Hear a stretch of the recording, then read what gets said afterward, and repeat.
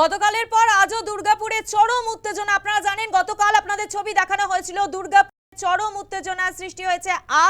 আজ ফের চরম উত্তেজনা সৃষ্টি হয়েছে। ফর্ম 7 জমা ঘিরে অশান্তির প্রতিবাদে অবস্থান বিক্ষোভ বিজেপির তরফ থেকে। দুর্গাপুর এসডিও অফিসে অবস্থান, এসডিও অফিসে মোতায়েন কমব্যাট ফোর্স। যে ছবি আপনারা দেখতে পাচ্ছেন, এসডিও অফিসের সামনে অবস্থান বিজেপি কর্মীদের।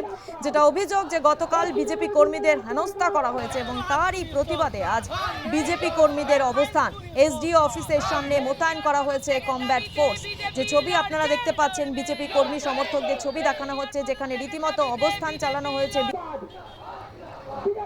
এই ঘটনা নিয়ে বিজেপি বিধায়ক তিনি কি বলছেন শোনাবো। যেভাবে সারা বাংলা জুড়ে এসআইএ 7 ফর্ম জমা নেওয়ার কথা ছিল, 3 ধরে এসডিও কাছে গেছি, আজকে আসুন, আজকে হবে না, কালকে আসুন, পরশু আসুন, কাল ডেট দিয়েছিলেন।